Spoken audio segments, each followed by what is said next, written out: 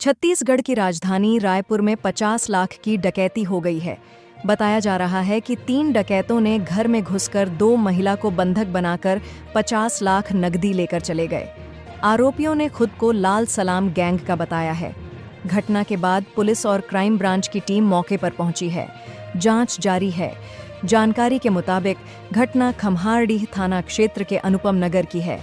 नकाबपोश 3 लुटेरे घर के अंदर घुसे और पहले तो घर की 2 महिलाओं को बंधक बनाया, फिर घर के एक व्यक्ति को भी रस्सी से बांधकर जान से मारने की धमकी देकर 50 लाख की डकैती कर फरार हो गए।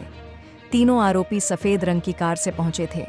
जमीन बेची थी 60 लाख में। बताया जा रहा है कि पीड़ित परिवार वनोहरन वेणु ने कुछ दिनों पहले एक जमीन 60 लाख रुपये में बेची थी। नकदी को घर में ही रखे हुए थे। पीड़ितों ने पुलिस को बताया कि तीनों आरोपी मिलिट्री ड्रेस में थे। तीनों आरोपी पहले घर में घुसे और खुद को लाल सलाम गैंग का बताकर 2 बहनों व उनके भाई को गोली मारने की धमकी दिए और बोले कि अगर हल्ला करेंगे तो वे लोग उनके घर को उड़ा देंगे। आरोपियों ने खुद को जंगल से आने की बात कही। कार से पहुंचे थे आरोपी। घर के बाहर लगे सीसीटीवी में आरोपियों की तस्वीरें कैद हुई हैं। तीनों आरोपी मिलिट्री ड्रेस में थे।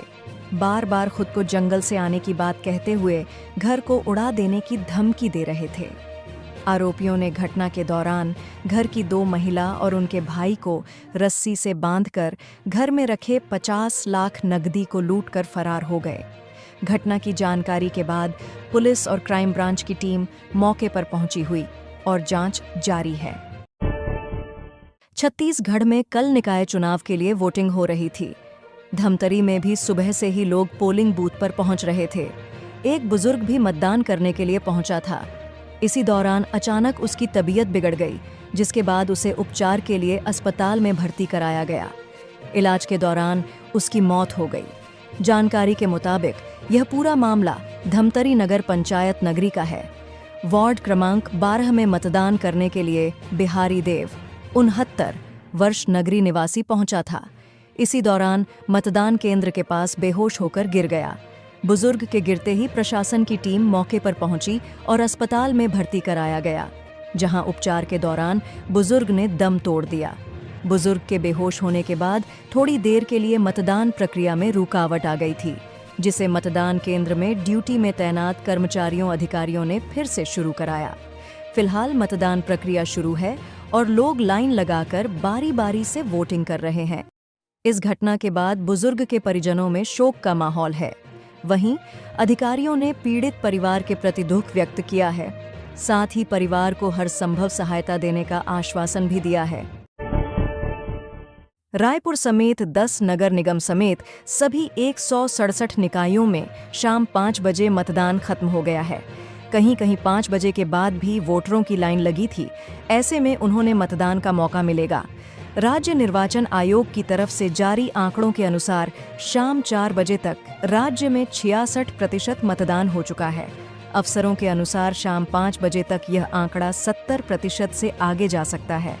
मतदान के जिलावार आंकड़ों में राज्य के सबसे जागरूक और पढ़े लिखे जिलों में ही सबसे कम मतदान हुआ है। सबसे ज्यादा करीब 71% मतदान रायगढ़ में हुआ है। वहीं कम मतदान वाले 2 बड़े जिलों में रायपुर और बिलासपुर शामिल हैं। रायपुर प्रदेश की राजधानी और बिलासपुर न्यायाधानी है। रायपुर में शाम 4 बजे तक 47 और बिलासपुर में 48% मतदान हुआ है। बता दें कि विधानसभा और लोकसभा चुनाव में भी इन्हीं दोनों जिलों में सबसे कम मतदान होता है। छत्तीसगढ़ के 10 नगर निगम समेत 177 निकायों में महापौर, अध्यक्ष और पार्षद के चुनाव के लिए वोटिंग की प्रक्रिया शुरू हो चुकी है। मतदान केंद्रों के बाहर सुबह से ही वोटरों की लंबी कतार लगी हुई है।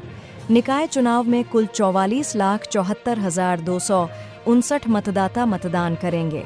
इनमें 22,525 पुरुष, 22,73,232 महिला और 512 थर्ड टेंडर के मतदाता शामिल हैं। 5 वार्डों में उपचुनाव के लिए मतदान हो रहा है। 5,970 मतदान केंद्र बनाए गए हैं। इसके साथ ही उपनिर्वाचन के लिए कुल 22 मतदान केंद्र बनाए गए हैं। राज्य निर्वाचन आयोग ने 1,331 मतदान केंद्रों को संवेदनशील और 132 अति संवेदनशील मतदान के रूप में चिन्हित किया गया है। ईवीएम के जरिए होगा रहा मतदान। नगरीय निकाय चुनाव के लिए इस बार ईवीएम के जरिए वोटिंग कराया जा रहा है। इससे मतदान की प्रक्रिया तेजी से होने की उम्मीद है। वोटों की गिनती 15 फरवरी को होगी।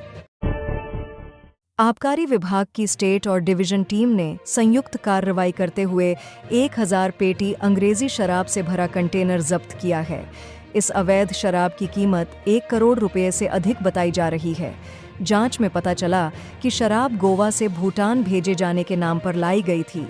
असल में इसे चुनाव में खपाने की योजना थी।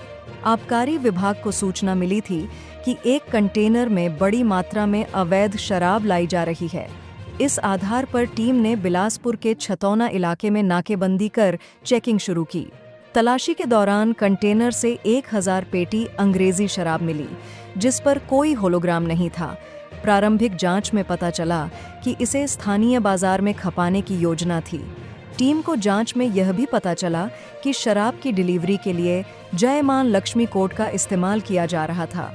यह कोड डीलरों के बीच पहचान के लिए उपयोग किया जाता था, जिससे अवैध शराब को गुप्त रूप से बाजार में उतारा जा सके।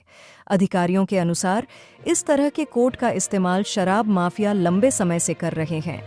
कार्रवाई के दौरान आबकारी टीम ने कंटेनर के ड्राइवर और डिलीवरी बॉय को गिरफ्तार कर लिया। पूछताछ में पता चला कि यह शराब पंकज सिंह और जय बघेल के लिए लाई जा रही थी। इसके अलावा शराब तस्करी को वैध दिखाने के लिए गोवा से भूटान का फर्जी परमिट तैयार किया गया था। आबकारी विभाग ने जब्त शराब को अपने कब्जे में लेकर आगे की जांच शुरू कर दी है। अधिकारियों का कहना है कि चुनाव के दौरान इस तरह की अवैध शराब की खपत बढ़ जाती है, इसलिए विभाग विशेष सतर्कता बरत रहा है। फिलहाल पकड़े गए आरोपियों से पूछताछ जारी है और इस नेटवर्क से जुड़े अन्य लोगों की तलाश की जा रही है। नागपुर से बिलासपुर चलने वाली जागीरदार ट्रेवलर्स की यात्री बस के सवारियों से 4 अज्ञात युवकों ने लूटपाट कर ली। घटना सोमवार सुबह करीब 11:30 बजे के बीच नागपुर के आसपास की है। जब यात्री बस नागपुर से सवारी लेकर बिलासपुर जाने निकली थी, कुछ दूरी पर ही 4 युवक बस को रुकवाकर सवार हुए, जिसके बाद बस का दरवाजा बंद कर चालक व परिचालक के साथ मारपीट की। यात्रियों को धमकी दी कि बस हाईजैक हो गई है। अज्ञात युवकों ने यात्रियों से लूटपाट की।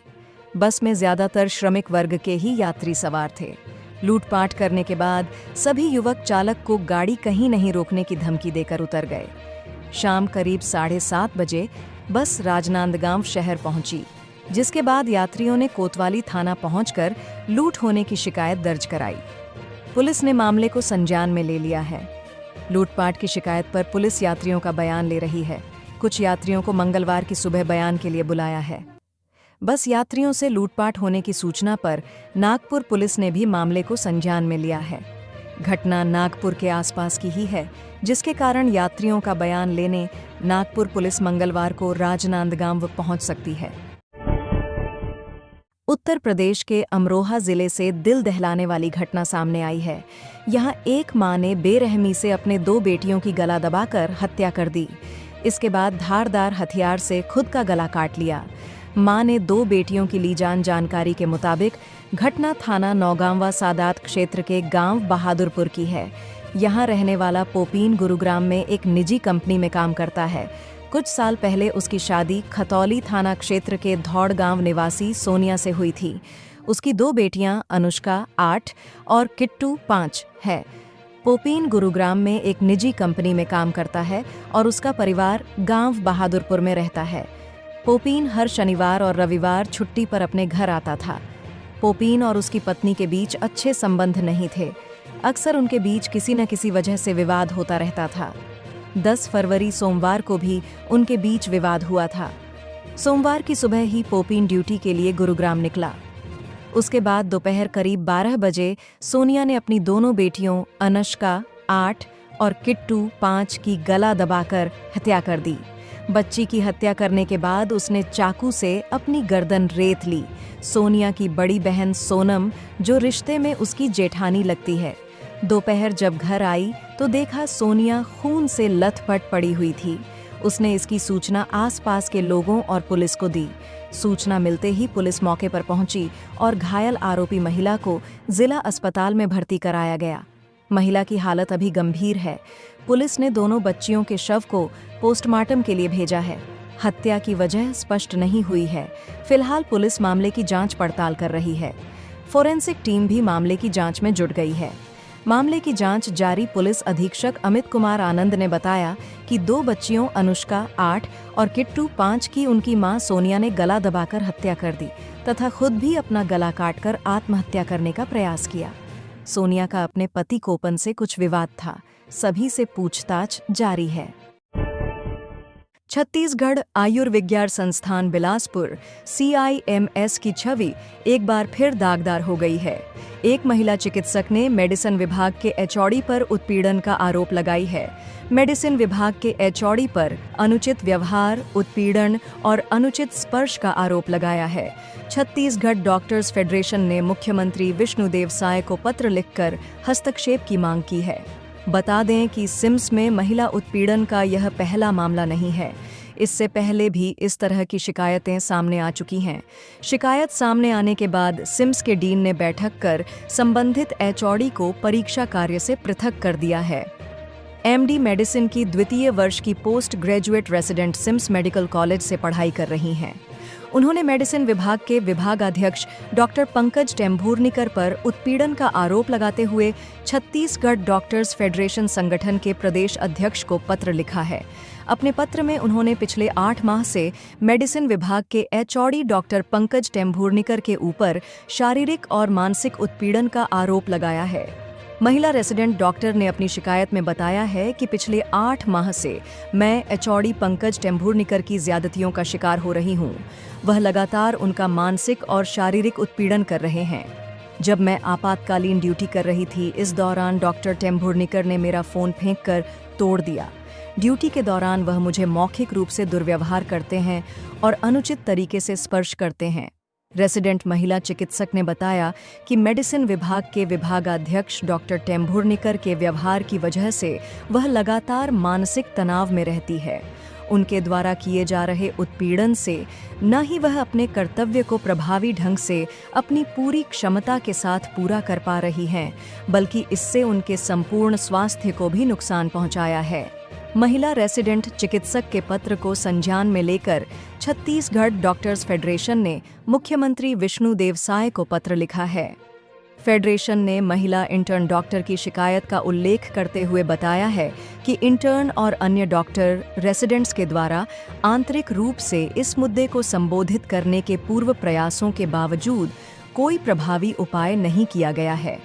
लगातार हो रहे इस उत्पीड़न में तत्काल हस्तक्षेप की आवश्यकता है ताकि सभी पोस्ट ग्रेजुएट रेसिडेंट्स के लिए एक सुरक्षित और पेशेवर कार्य वातावरण सुनिश्चित हो सके। फेडरेशन ने चेतावनी दी है कि यदि इस मामले में तुरंत कार्यवाही नहीं की जाती है तो हमें इस मामले को न्याय संगत तरीके से हल करने के लिए कानूनी चैनलों के माध्यम से आगे बढ़ाने के लिए मजबूर होना पड़ेगा और सिम्स बिलासपुर में चिकित्सा विभाग की सभी महिला पोस्ट ग्रेजुएट रेसिडेंट्स की सुरक्षा सुनिश्चित करनी पड़ेगी। सिम्स द्वारा उठाए गए कुछ कदम मामला सामने आने के बाद सिम्स मेडिकल कॉलेज प्रबंधन ने कुछ कदम उठाए हैं। मेडिसिन विभाग में घटित कतिपय अप्रिय घटना को ध्यान में रखते हुए एवं अधिष्ठाता सिम्स की अध्यक्षता में 6 फरवरी को सुबह 11 बजे बैठक ली गई। बैठक के बाद कुछ दिशा निर्देश जारी किए गए हैं। 1. डॉक्टर अमित कुमार ठाकुर सह प्राध्यापक को PG स्टूडेंट्स का रोस्टर बनाने, अटेंडेंस, वर्कबुक, लॉगबुक एवं किसी से संबंधित मामलों का प्रभारी नियुक्त किया गया है। इस प्रकार समस्त PG स्टूडेंट को कोई समस्या होने एवं किसी भी प्रकार की जानकारी प्राप्त करनी हो तो सीधे HOD से न मिलकर डॉक्टर अमित ठाकुर से संपर्क करेंगे। 2. डॉ. पंकज टेम्भुर्निकर को सूचित किया गया है कि स्नातकोत्तर शैक्षणिक बैच 2022 से 23 एवं 2023 से 24 में कुछ पीजी रेसिडेंट उनके रिश्तेदार हैं, इसलिए वह मेडिसिन के लिए आयोजित होने वाली विश्वविद्यालयीन परीक्षा से अपने आप को पृथक रखेंगे और आंतरिक तथा बाह्य परीक्षक नहीं बनेंगे। 3 बजे मेडिसिन विभाग के एचओडी डॉ. पंकज टेम्भुर्निकर एवं सह प्राध्यापक व सहायक प्राध्यापक को अवगत कराते हुए सर्वसहमति से निर्णय लिया गया है कि महिला पीजी रेसिडेंट द्वितीय वर्ष को विभागाध्यक्ष मेडिसिन के यूनिट में पोस्टिंग नहीं लगाई जाए। कैदी की पत्नी को बेड शेयर की रख दी थी। शर्त सिम्स में महिला उत्पीड़न का यह पहला मामला नहीं है। पूर्व में जेल में बंद एक कैदी इलाज के लिए सिम्स में भर्ती हुआ था, जिसकी पत्नी ने भी यौन प्रताड़ना की शिकायत की थी।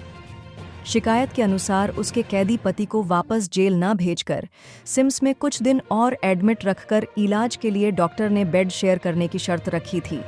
इसके अलावा भी एक अन्य सीनियर डॉक्टर पर अन्य विभाग की मेडिकल पीजी छात्राओं ने यौन उत्पीड़न और छेड़छाड़ की शिकायत की थी, जिससे समझा जा सकता है कि सिम्स में अलग-अलग विभागों में इस तरह के मामले सामने आ रहे हैं।